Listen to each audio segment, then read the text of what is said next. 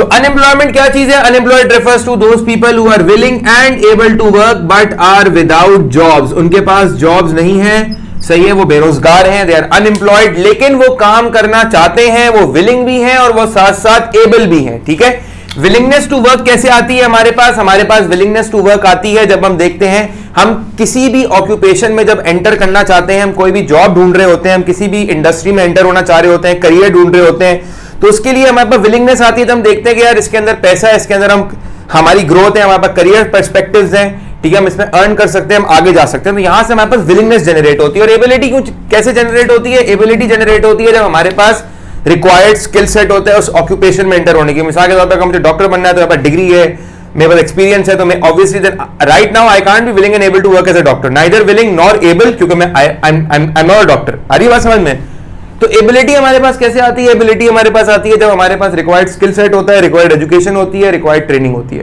और आप टीचर हैं, मैं टीचर हूँ, अनएम्प्लॉयमेंट का मतलब है मैं टीचर हूँ, ठीक है ना? आप कहीं पढ़ाते हैं ना मैं कहीं नहीं, हाँ मैं ना पढ़ा रहा हूं, मैं पढ़ाना चाहता हूं, मैं पढ़ा भी सकता हूं और मैं जॉब ढूंढ रहा हूं, लेकिन मेरे पास जॉब नहीं है, सही है। तो अनएम्प्लॉयमेंट का मतलब है वो लोग जो काम ढूंढ रहे हैं, सही है, लेकिन वो विदाउट जॉब्स हैं। अच्छा, एक बड़ी चीज लोग ये समझते हैं, अनएम्प्लॉयड पीपल का मतलब ये नहीं है कि वो काम भी नहीं ढूंढ रहे, they are looking for jobs. Unemployment people, इसको हम लिखेंगे बट आर सर्चिंग और लुकिंग फॉर जॉब्स, यानी वो काम ढूंढ रहे हैं, ठीक है, they are searching for jobs, they are looking for jobs.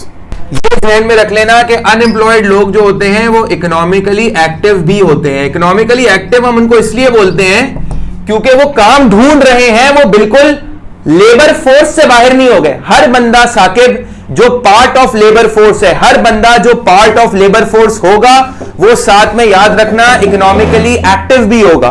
तो इकोनॉमिकली एक्टिव कौन बंदा होता है? Who is part of labour force. तो ये बात याद रखना कि people who are unemployed they are part of labour force as well.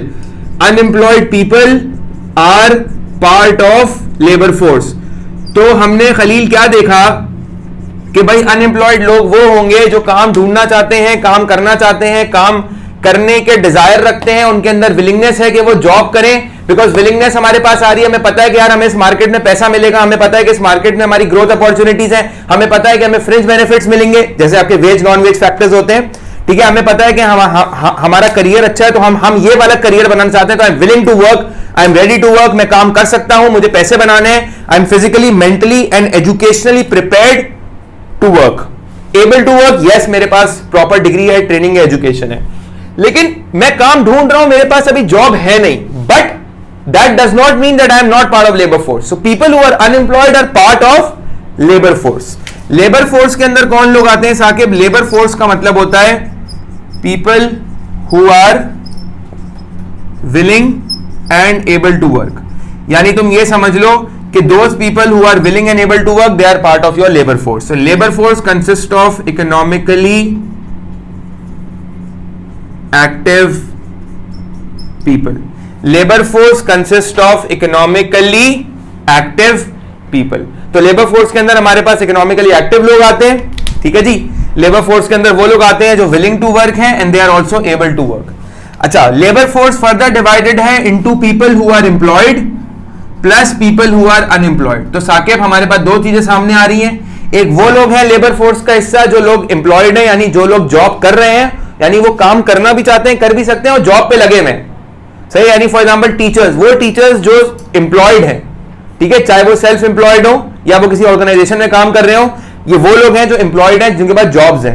ये वो लोग हैं जिनके पास कोई काम नहीं है, ना स्कूल उनको ऑफर कर रहा है, ना वो सेंटर पे पढ़ा रहा है, उनके पास कोई ट्यूशन है मिसाल के तौर पे, तो ये, लेकिन वो काम ढूंढ रहे हैं, they are looking for work. तो ये क्या है? अनएम्प्लॉयमेंट, अनएम्प्लॉयड लोग। तो ये अनएम्प्लॉयड लोग और ये एम्प्लॉयड लोग दोनों पार्ट ऑफ लेबर फोर्स हैं। बच्चे को लगता है कि खाली लेबर फोर्स के अंदर एम्प्लॉयड लोग आते हैं, ये गलत है, ठीक है। कुछ ऐसे लोग होते हैं जो लेबर फोर्स का हिस्सा ही नहीं होते। कौन से होते हैं?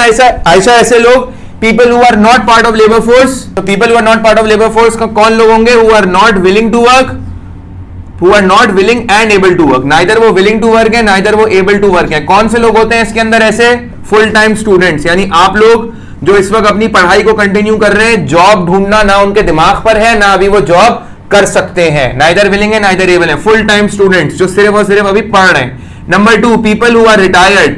वो लोग जो रिटायर हो चुके हैं, वो अपनी रिटायरमेंट एज को पहुंच चुके हैं और वो अपना करियर यानी अपना लेबर फोर्स में से वो जा चुके हैं। ये वो लोग होते हैं जो रिटायर हो चुके हैं और अब ये काम नहीं कर रहे बिकॉज ये घर पे हैं, ठीक है जी, क्योंकि रिटायरमेंट इनकी हो चुकी है। अच्छा, रिटायर कब होते हैं हम साकिब? जब हम रिटायरमेंट एज को पहुंच जाते हैं। रिटायरमेंट एज जो होती है वो कंट्री टू कंट्री का कानून उसको वेरी करता है। गवर्नमेंट अपने कानून में ऑल्टरेशन करके रिटायरमेंट एज बढ़ा भी सकती है, उसको गिरा भी सकती है, ठीक है जी। नंबर 3, और कौन लोग होते हैं? पीपल हु आर डिसेबल्ड, ठीक है ना।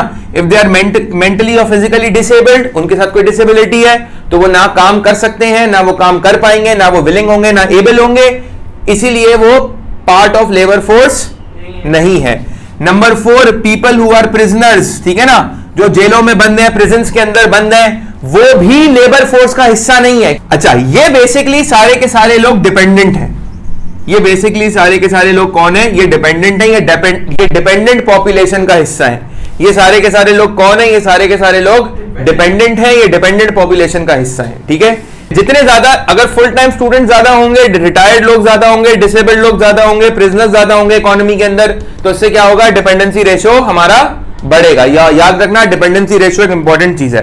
डिपेंडेंसी रेशियो, हाँ, किसी चीज के ऊपर वो है, मतलब डिपेंडेंट है। ये किस पे डिपेंडेंट है? ये वर्किंग पॉपुलेशन पे डिपेंडेंट है। ये किस पे डिपेंडेंट है? ये चारों लोग, they are dependent on the working population, they are dependent on the working population. ये वर्किंग पॉपुलेशन के ऊपर डिपेंडेंट है। ये लोग इकोनॉमी के अंदर ज्यादा नहीं होने चाहिए, क्योंकि अगर ये लोग इकोनॉमी में ज्यादा होंगे तो डिपेंडेंसी रेशियो बढ़ेगा, जिसकी वजह से जीडीपी गिरेगी। बिकॉज जीडीपी बढ़ती कब है? जब ये लोग कम होते हैं या ये लोग जो है लेबर फोर्स का हिस्सा होते हैं। लेकिन क्योंकि ये लोग लेबर फोर्स से एग्जेम्प्टेड है, ये लोग एग्जेम्प्टेड है लेबर फोर्स से, तो इसीलिए जितना भी आप अर्न करोगे उसमें से मेजर चंक इन पे भी खर्च हो रहा होगा, and they are not giving anything back to the economy. These dependent people are not giving anything back to the economy. ये बर्डन होते हैं इकोनॉमी के ऊपर। ये बेसिकली जीडीपी में कंट्रीब्यूट करने के बजाय जीडीपी से ले रहे होते हैं। ना ये जीडीपी में कंट्रीब्यूशन है इनका, ना इनकम्स में कंट्रीब्यूशन है, ना टैक्सेस के अंदर इनका कोई कंट्रीब्यूशन है। सही है जी। तो एक बार ये समझ लो, डिपेंडेंसी रेशियो हमारा कम से कम होना चाहिए, ठीक है। अच्छा, अब अनएम्प्लॉयमेंट रेट कैलकुलेट करने का फॉर्मूला क्या है? इसका फॉर्मूला क्या होता है? इसका फॉर्मूला सिंपल है, नंबर ऑफ पीपल अनएम्प्लॉयड, ठीक है, number of people unemployed divided by total labour force. ये एमसीक्यूज में भी आता है और केस स्टडी में भी वो कभी कभी पूछ लेता है, मल्टीप्लाई बाय 100। कैसे निकलेगी? Number of people unemployed divided by total labour force multiply by 100। मिसाल के तौर पे टोटल लेबर फोर्स पाकिस्तान की, let suppose hypothetically speaking 10 million है। 10 मिलियन में से कितने अनएम्प्लॉयड हैं? लेट सपोज मैं बोलूं 2 मिलियन अनएम्प्लॉयड हैं, तो क्या आंसर आएगा इसका? इसका आंसर आ जाएगा 20%। तो 20% जो है वो रेट ऑफ अनएम्प्लॉयमेंट है। क्या आ जाएगी? ये आ जाएगी रेट ऑफ अनएम्प्लॉयमेंट, कि पाकिस्तान के अंदर बेरोजगारी जो है वो 20% है out of the labour force. यानी वो तमाम लोग जो जॉब करना चाहते, साकिब इधर देखो, वो तमाम लोग जो जॉब करना चाहते हैं और जॉब कर भी सकते हैं, उसमें से, उन लोगों में से 20% वो लोग हैं जो विदाउट जॉब्स हैं। इस रेशो की एक्सप्लेनेशन भी कभी कभी केस स्टडी में पूछता है। क्या मतलब है? कि वो तमाम लोग, हाँ, रेशो निकालने को केस स्टडी में बोलता है, 2 मार्क्स का आता है। वो तमाम लोग जो टोटल लेबर फोर्स का हिस्सा हैं, उसमें से फारूक कितने लोग बेरोजगार बैठे हैं? 20% लोग बेरोजगार बैठे हैं, ठीक है ना, उनके पास जॉब्स नहीं है। गवर्नमेंट क्या चाहती है? गवर्नमेंट चाहती है रेट ऑफ अनएम्प्लॉयमेंट कम से कम हो। गवर्नमेंट का मैक्रो इकोनॉमिक ऑब्जेक्टिव है कि अनएम्प्लॉयमेंट के परसेंटेज को, अनएम्प्लॉयमेंट के रेट को कम से कम रखा जाए, कम से कम किया जाए। ये गवर्नमेंट का मैक्रो इकोनॉमिक ऑब्जेक्टिव है, रेट ऑफ अनएम्प्लॉयमेंट रिड्यूस करना। Every government and every economy wants to do that. The more developed the economy is, the more incomes the nation have, the more GDP per capita the economy has. Obviously those developed nations have a very low rate of unemployment.